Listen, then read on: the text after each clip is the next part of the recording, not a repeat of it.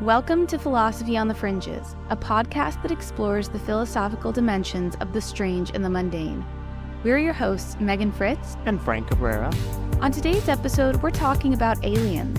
Could extraterrestrial life help solve the problem of evil? Why do only Americans get abducted? And if Martians could talk, would we be able to understand them?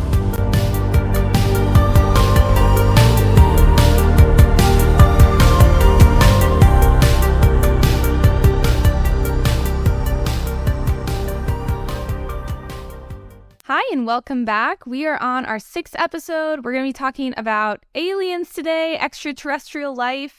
This episode is actually one that we have had planned out since kind of the inception of the podcast. This is one of the first episodes we planned out. And I think we planned to record it earlier. It was intended to be episode 5, so this is episode 6, right? So we're largely on schedule. We're still pretty much on track. So this topic is pretty fringe for academic philosophy, but it's not really fringe for like a general topic, I guess, because aliens have kind of been in the news. Yeah, there have been a lot of headlines regarding aliens, Megan. So what are some of these headlines? Well, I mean, yeah, this has just kind of been like a constant thing since, I want to say the end of 2020, but I think it might have been the beginning of 2021. Somewhere in there, it started making the news that there were all of these military reports on UFO encounters, or I guess they're calling them UAP now, unidentified aerial phenomena. Yeah. Coming out of the military, and I guess they always have been, but reports have kind of had ramped up enough to the point where I guess they just thought it was time to declassify this and like release the report. And then in 2022, Congress formed this task force to investigate all these reports. And I guess the latest update is since forming the task force, there's been like well over 500 military reports just from the U.S. military. Yeah, I remember during the pandemic, no one was really talking about this, I guess because they were concerned about the pandemic. Yeah. And it was kind of surprising. Like maybe there's aliens. I think at some point, some people consider that maybe this was just a way to distract us from the pandemic. The ominous day. The man in black. We're trying to distract us. Yeah, that's right. We were all like really just concerned about not getting COVID. Mm-hmm. And we were sort of like, I can't mentally deal with aliens right now. Yeah. Sorry. But it was strange to me at the time, and I guess it's still strange, I mentioned this to you, Frank, that it didn't really seem like people cared that much. And in fact, you might think, well, maybe people didn't care that much because whatever, there's unidentified aerial phenomena all the time. But the interesting thing about these reports that you have people from like the Pentagon coming out and making statements in official press conferences like, this technology does not appear to be of this world. And in fact, in the task force, they specifically defined a UFO, so like the subject of these investigations, you can't be counted as a UFO or like a subject of this investigation if you appear to be man-made. Mm-hmm. So it excludes apparently man-made things. Wow. I remember thinking in the pandemic, like, why people might not care. And I guess it's just like, well, you still have to go to work and everything. How does it affect my practical life if there are aliens? We should not have to go to work if there are aliens. Yeah. Or at least I shouldn't have to go to work if there's like, I mean, maybe if the aliens are like little bugs or something, I probably then still have to go to work. But if the aliens are like, you know, like the things in E.T. or something, I do feel like we should at least get some days off. Yeah, I guess in this conversation, we care more about extraterrestrial intelligence, right? Intelligent life, not merely microbes or something, right? Yeah, because they're the things that could build the ships that could blow us up. Mm-hmm. All right, so moving past all that, so aliens have been in the news, and that's kind of new for like our time period, but it's not new in the history of the human race. People have been thinking about extraterrestrial life pretty much as long as we have recorded human history, right? Yeah, so it's interesting that you can find arguments for the existence of aliens, intelligent life, not just merely like microbes, in the ancient world. So one unlikely source for one of these arguments is the Greek philosopher and biographer Plutarch. So Plutarch's most famous for writing this biographies of famous Greeks and Romans. But he has a book about the possibility of life on the moon. And he gives a kind of argument that where we can still see remnants of this argument today. So here's what he says for why we should think there's life on the moon, why it's pretty plausible. So he adopts his view that the Earth is not special. The Earth is just one celestial body among many. And he thinks, well, also, the universe is clearly intelligently designed. He believes in some kind of supreme deity, like most educated citizens of the Roman world did. And so we should expect that this intelligent designer didn't just create all these celestial bodies for no reason. It's weird for these planets inhabitable and not have any inhabitants. So he says, look, the moon has a lot of similarities to the Earth. It's analogous in many ways. We should expect there to be life there, right? Why not? It would be wasteful if there were not any life on the moon. So that's one source for early arguments for there being intelligent life in the universe besides human beings. And another famous source in the Roman world is this philosopher named Lucretius. So Lucretius was an Epicurean, so he followed the philosophy of Epicurus. Pretty radical philosophy for the time, and also, I'd say, pretty radical throughout history whenever it was discussed. So the Epicureans thought that the world was materialistic, so they didn't believe in any immaterial souls or anything like that. They thought everything was just atoms in the void, moving around randomly due to chance. They also thought that the world was infinite in extent and eternal, and they reasoned that if the world is infinite in extent and eternal, and all these atoms are moving around randomly, well, you should expect every combination of atoms to at one point arise. And so you should expect there to be a combination of atoms really far away where there's another planet and there's inhabitants on that planet. Maybe they look like human beings, maybe they don't, but we should expect this just due to purely natural mechanical causes. So we have two kinds of arguments, both rather different in character. Right? Plutarch's relying on what we might call the purposeful nature of the universe, teleology. He gives a teleological argument that the universe looks designed, it looks purposeful. Clearly, the creator wants there to be life. We should expect more life in the universe, else all the space is wasted. So that's Plutarch's perspective, this teleological perspective.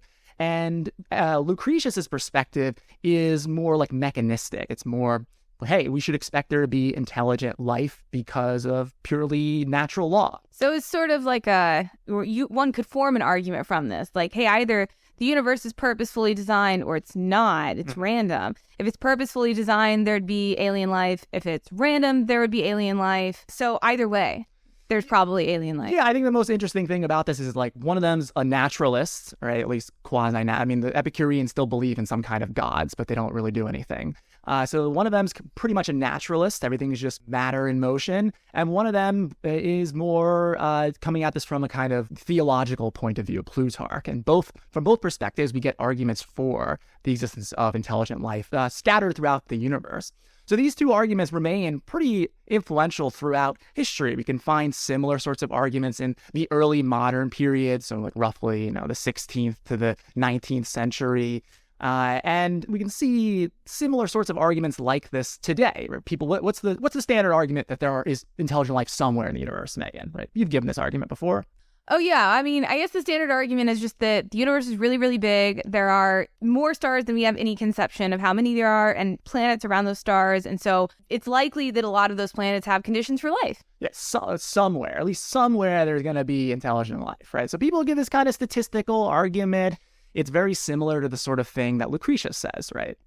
Yeah. I mean, I guess in some ways, the time has not been a friend to either of these arguments in the sense that, we now know much more. The observable universe is much bigger. And so we know that there's actually not any life as far as we can see in it. So maybe that's like a strike against Plutarch. At least from what we have observed, there is actually a lot of lifeless empty space, even if there is life out there somewhere. And for Lucretius, we know that the universe probably isn't infinite. So maybe neither of these arguments fared that well in their form. Okay, good. So we've covered the ancient aliens, but there's also a lot of interest, as Frank said earlier, I think, in aliens in the early modern period of philosophy. And actually, very helpfully for us, there is a blog post by the scholar Dr. Kenny Pearce.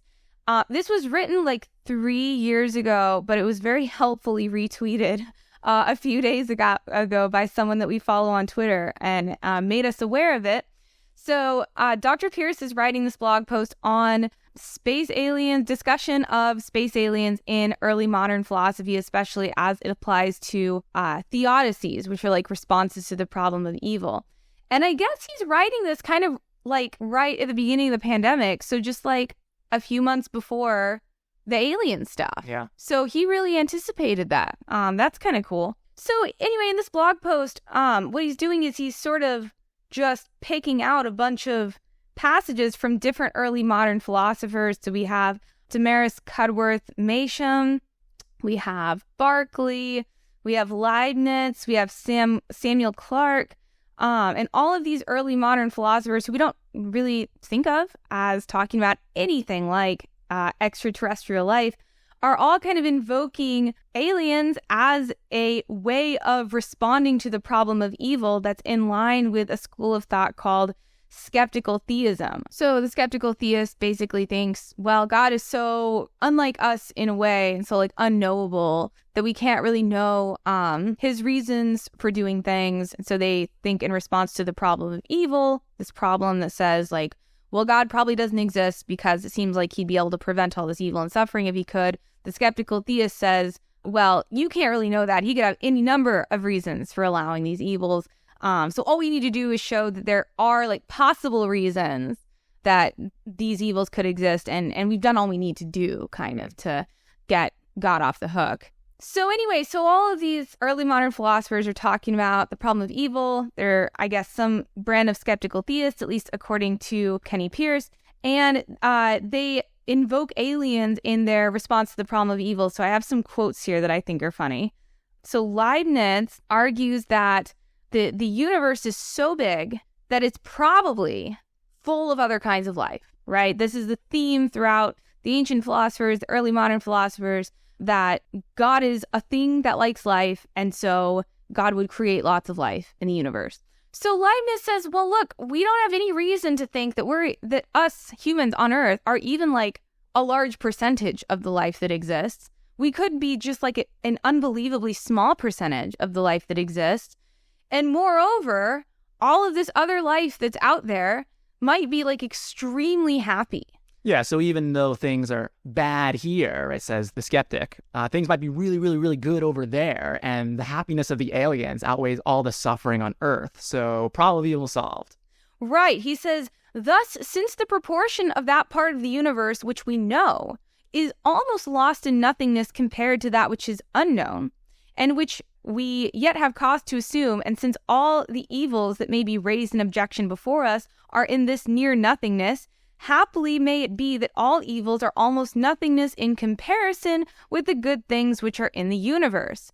So he's raising the possibility not only that life on Earth may be a tiny percentage of all life, but also that maybe life on Earth is the only kind of life that's subject to like suffering due to whatever sin or the fall, that these other communities of life out in the universe all kind of live in this like Edenic bliss. And so their happiness so far outweighs ours that we can't help but say, yeah, the universe is really good. This is my new favorite theodicy. I hope some contemporary philosophy of religion picks this up and tries to like rehabilitate it, make it super strong. I think it's super cool.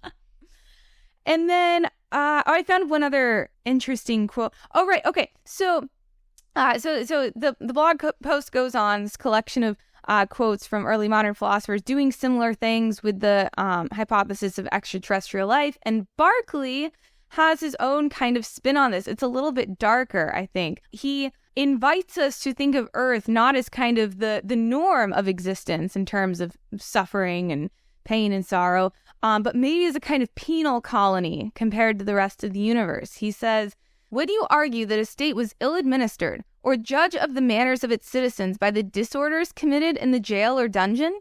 For aught we know, this spot with the few sinners on it bears no greater proportion to the universe of intelligences than a dungeon does to a kingdom. It seems we're led not only by revelation, but by common sense, observing and inferring from the analogy of things, to conclude that there are innumerable orders of intelligent beings more happy and more perfect than man, whose life is but a span, and whose place this earthly globe is but a point in respect to the whole system of God's creation. So Berkeley's proposal there is kind of cool because it's like, all right, maybe Earth is just like the place where bad people. It's a galactic prison. It's a galactic prison. And in fact, it seems like he's kind of using this as an argument, not only like an argument against the problem of evil, but also like an argument for aliens. Like, here's a reason to think that they are out there because obviously the good would need to swamp the bad, and it's pretty bad here. Yeah, the good does swamp the bad, right? Obviously. So how do I get that? Well, there have to be happy aliens, good happy aliens living in the Garden of Eden still. Right. So that is really interesting. It reminds me of an old South Park episode where Earth is not a galactic prison, but it's actually a reality show that all the other aliens watch, and that brings them joy. Yeah. Yeah, and then the show gets canceled, right? The aliens are about to destroy the Earth. Yeah. Yeah. Right. So this is pretty interesting, and I can see versions of the problem of evil where, I mean, I guess one maybe could use this as, I guess as far as we know, there aren't any aliens, but say like the observable universe wasn't as big as it is now. I can see this kind of being like a good objection to a version of the problem of evil that's kind of like Paul Draper's, where Draper's version of the problem of evil is based on like the overabundance of evidence. Like there's so much pain and suffering. We have like, we're just swamped with all this data.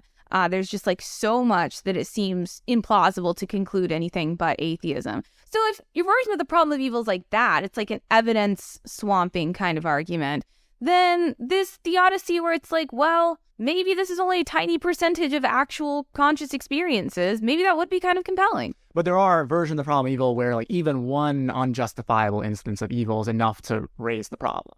Right. There's versions of the problem of evil where it's like, well, it's not the amount of suffering, but it's really just if there's any gratuitous suffering, any suffering that like didn't need to happen for some other good thing to happen, then that's really good evidence against the existence of an all-powerful, all-good God. And it seems like, even if Earth was this tiny penal colony in the huge universe of bliss, a lot of the suffering does seem like it still would be gratuitous. So maybe you might think, well, I don't really care how many other things are happy. We are really suffering, and that's still bad. I think this is the third episode we've talked about the problem of evil in, so we should try to keep this up. Yeah, I mean, it comes up in a lot of discussions somehow. We don't even try. This is just in philosophy, when people bring up aliens, they're often talking about this.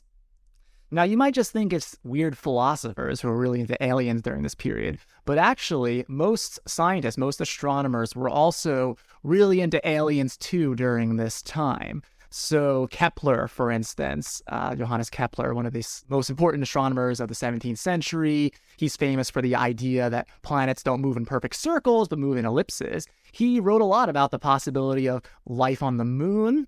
Another important instance is this guy, James Ferguson, who was a Scottish astronomer. So he's influential because he wrote a popular textbook explaining astronomy on Isaac Newton's theory. And here's what he says about aliens. He says that the Earth's similarities to the moon and the planets leave us no room to doubt, but that all the planets and moons in the system are designed as commodious habitations for creatures endowed with capacities of knowing and adoring their beneficent creator.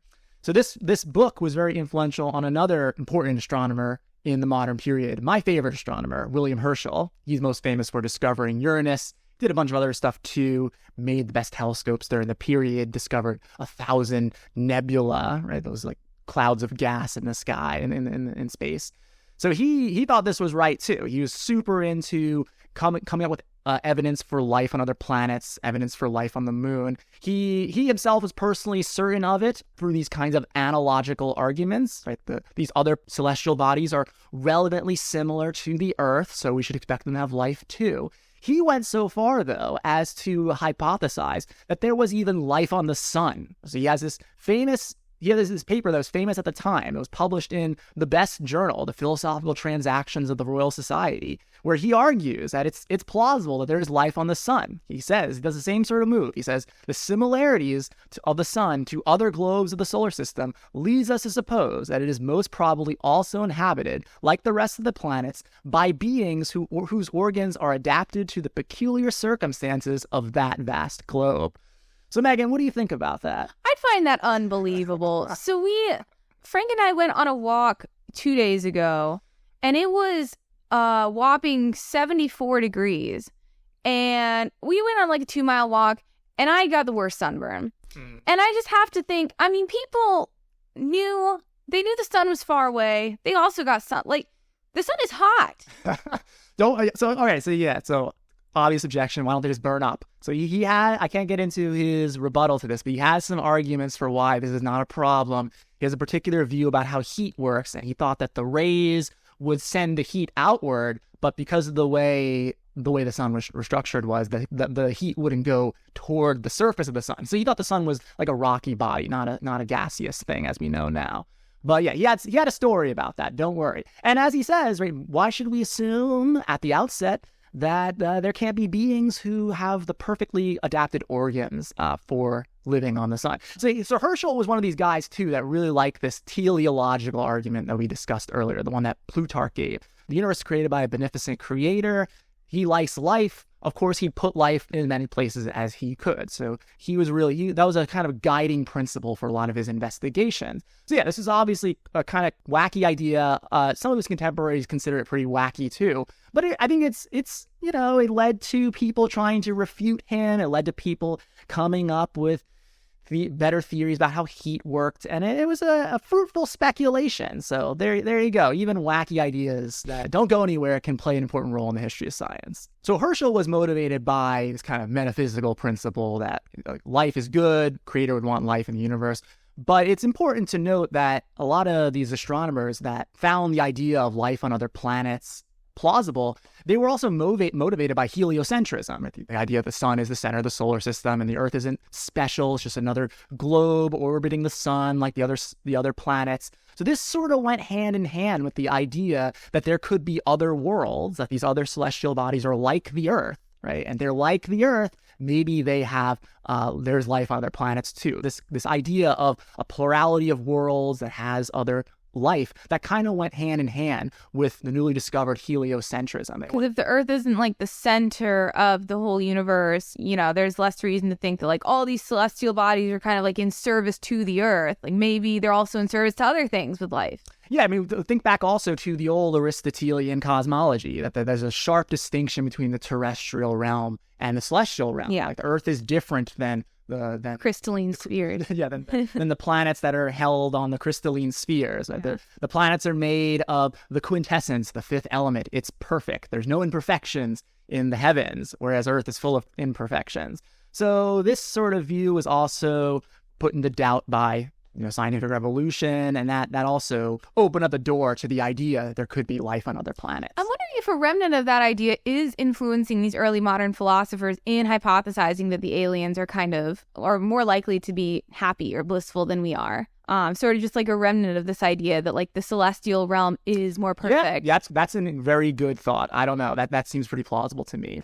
We always say that, the early moderns wanted to distinguish themselves from old Aristotle, right? But they always had one foot in the past, right? That always influenced them in various ways. Yeah. Even Copernicus, they thought that the orbits of the planets were perfect circles, or that's an old Aristotelian inheritance.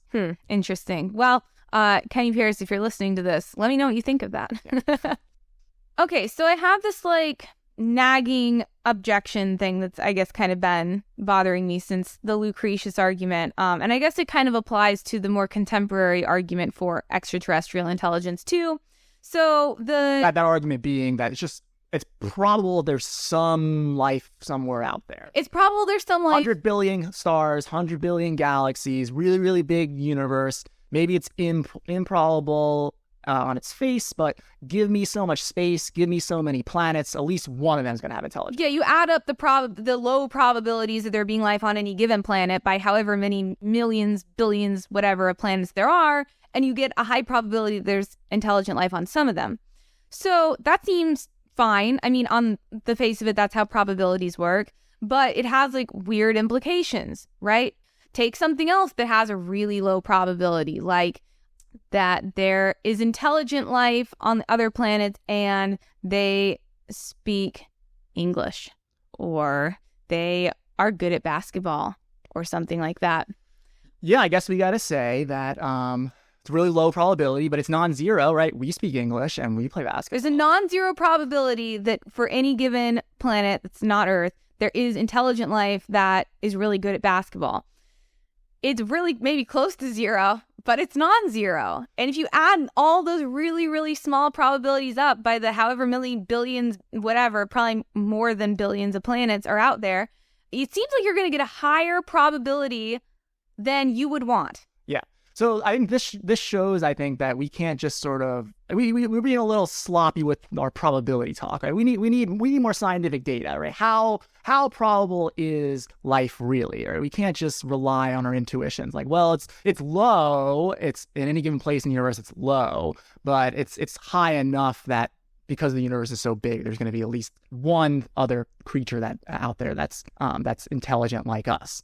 So we can't really just reason this out from the armchair. We need scientific data. We need to ask these tough questions about how likely is it that there can be life? What do you need for life, right? That's the $1 million question. Yeah, and that is $1 million question. Well, actually, you don't get paid for philosophy, but that if you did, that would be $1 million question in philosophy, right? Because defining life is like notoriously difficult. When we think about life, maybe like intuitively, I guess we think of things like carbon-based. They have like at least some of these processes that we associate with life processes like metabolism, circulation, respiration, reproduction, right? And those are all seem like essential features of like life on Earth. But we might think that we might want to have a conception of something we'd want to count as life that, because it wasn't Earth-based, looked different than that. Well, yeah, scientists do consider the possibility of non-carbon-based life. So they've considered the possibility that maybe there's methane-based life on Saturn's moon Titan. They've considered the possibility of silicone-based life. I mean, Herschel considered the possibility of sun-based life, so it's made out of sun particles. Yeah, I mean, this is sort of just like, life is just kind of a weird concept. I mean, think about like, I guess we can go back to like philosophy of religion. Like if you're a theist, you want to say like God is like alive, is like a disembodied mind or something like that. Is that alive? Doesn't really seem to fit most of the characteristics that biologists give us when they want to try to make a stab at a definition of life. So if you had like things that look to us to be like rocks or something, had no circulation, respiration, maybe no reproduction, maybe they were, they're produced by something else, but they don't reproduce. But like they had thoughts. I feel like we treat them like they're alive, I would think. Yeah. I would hope. Yeah, so this definitional question is an obstacle to coming up with any objectively estimated probability of how likely life is, right? But putting that aside, there's also just increasingly there's discoveries about how fragile life is on Earth, like how special it is that we live here and that the conditions are such that we are alive. Yeah. So I think people got excited in the 90s when these exoplanets were discovered, so planets outside our solar system. So this was pretty much assumed for a while, and we've been discussing this throughout the podcast episode. But we finally discovered some of these things in the early 90s, and I checked NASA's website earlier, apparently there's about 5,000 exoplanets. So the natural question is, how many of those planets are similar enough to Earth?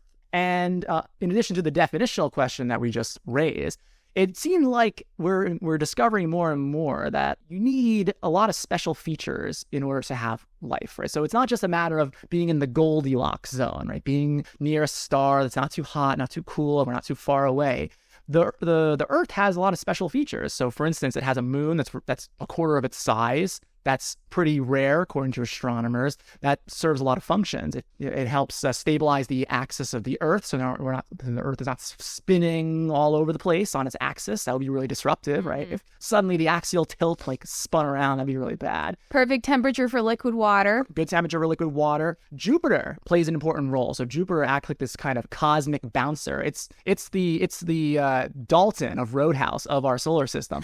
It attracts cosmic debris. It ensures that things don't hit us, right? So there's a lot of things like this, a lot of contingencies that need to be in place that astronomers are discovering more and more that make it seem like the Earth is very, very rare, right? So there's a thing called the rare Earth hypothesis, that the Earth is really, really rare. So we discovered all these exoplanets, but it may be the case that none of them are Earth-like enough to support life. So I've seen some estimates by proponents of this view, the so-called rare Earth hypothesis.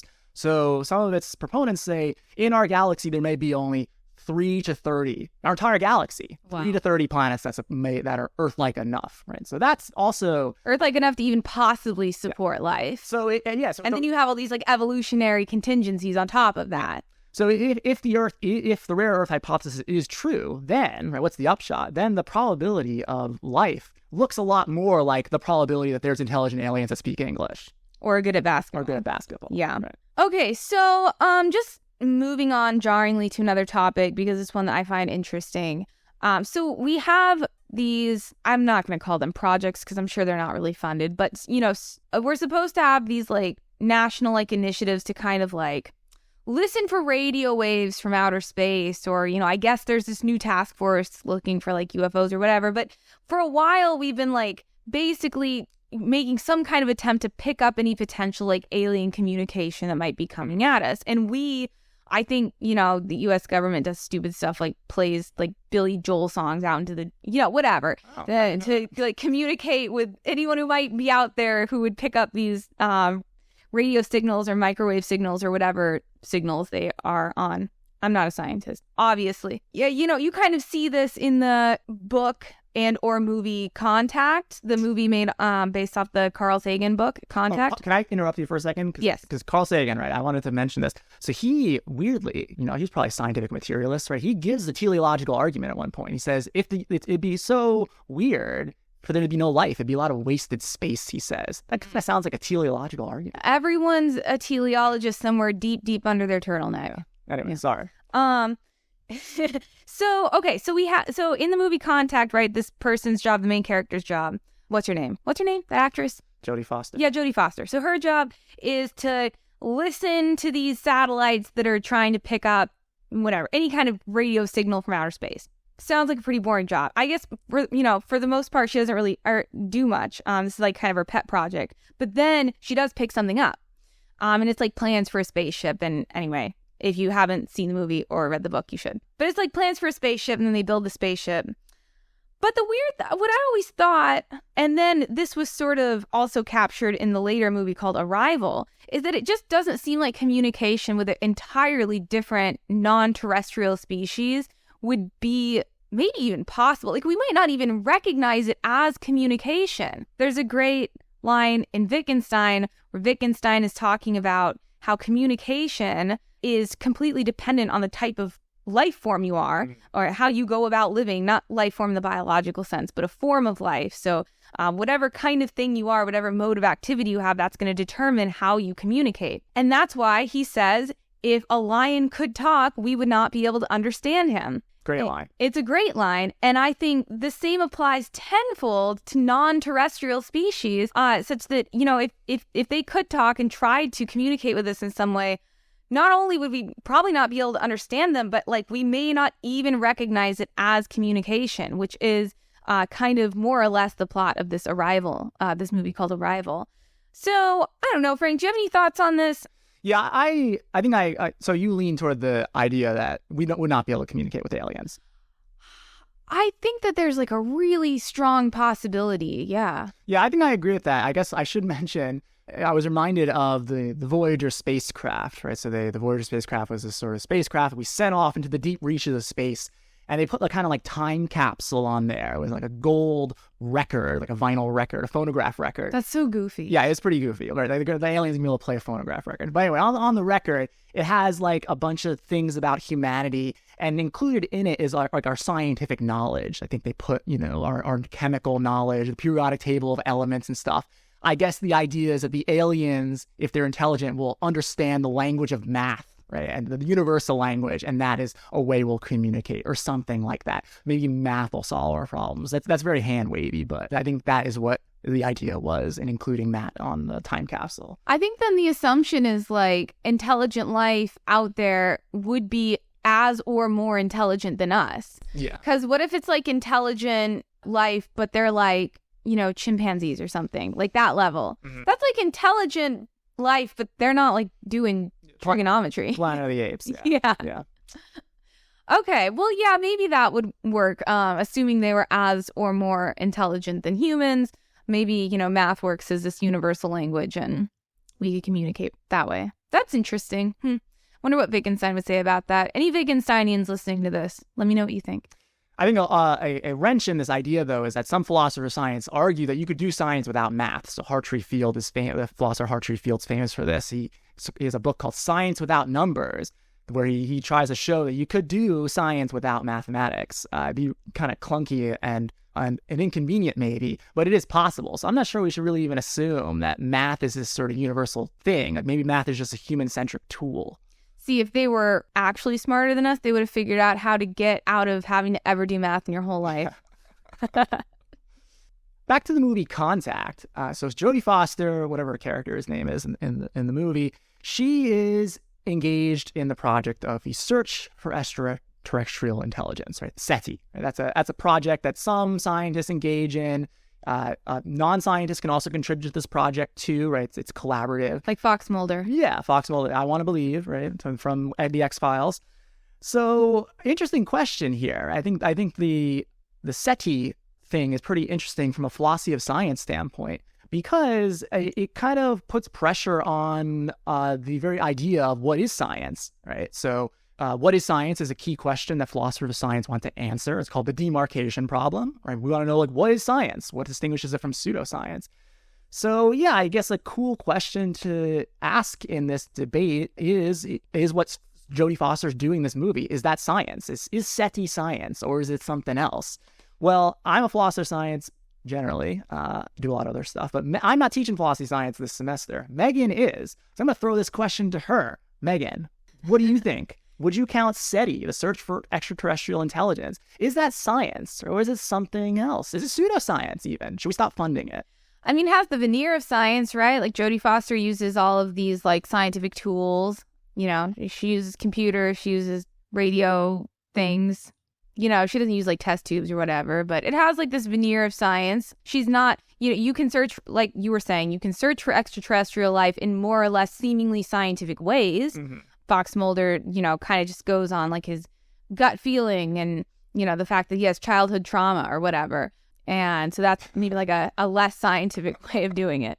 But yeah, I mean, right. This is a hard question. So you have different philosophers of science who kind of give different criteria for what makes something a science. Popper wants to say that some theory or scientific pursuit is, you know, it needs to be falsifiable in some way. You need to be able to falsify it.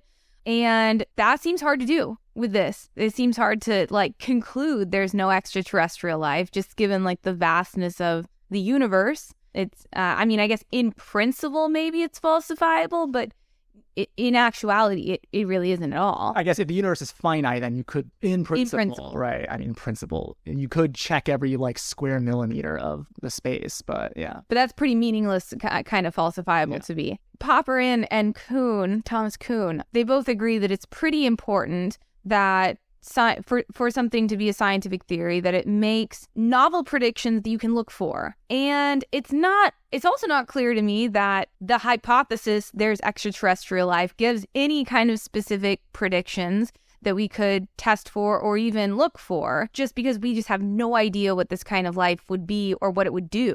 Maybe some things, like, you know, it's more likely that there's life on planets with these particular features, but they're kind of vague predictions. They're not particularly novel. I don't know. What do you think? Yeah, I don't know. I don't think about it. I think it's a pretty good answer. You know, I think maybe I'd want to say like SETI is like kind of like a proto-science. There's no like general theory, right? We don't have like a theory of whereby we can answer these sorts of questions, right? How people investigate this stuff, they draw from like a variety of different scientific disciplines, right? That makes it kind of cool. It makes it kind of fun, right?